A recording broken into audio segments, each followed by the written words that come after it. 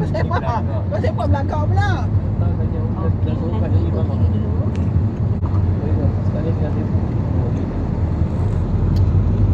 bukan selalu jalan, dia dah halang-halang keluar jalan. Usut pun tak bawa dia jalan. Just tengok je lah apa yang sana macam tempat orang buat kenduri kahwin apa semua kat situ. Lepas ni tak adalah nak jalan-jalan kita. Orang kerah dia juga. Dia je ni nampak memancing tapi bukan mancing tu. Laki aku Tu ngabuk. tasik air keruh. Oh, nasi air keruh. Rojak sedap nampak rojak buah dia bang. Ui sedap Laki aku tak lepas kalau rojak tak mana boleh sanggup beli.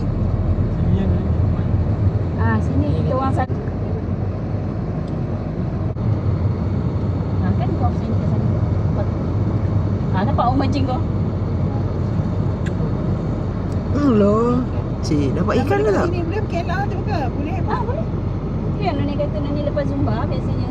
Zumba je sebelum macam kita orang kalau ada planning, ada benda event ke nak buat ni, kita orang buat kat sini. Bawa lah kita orang punya barang-barang karaoke semua. Boleh je dah. Tengok ada orang. Ni orang memancing aja tapi ni.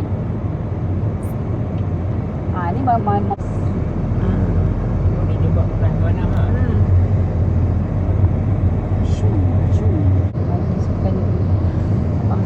Apa ni? Ini kau. Oh, golf. Oh, golf. Tengok kau main santai lagi monyet-monyet tu ha. Hari bersantai, aku pusing lah guys. Tak pernah masuk, tak tahu tak boleh masuk ke tak. Oi sayang. Tak bisa masuk ini. Selamat datang golf and resort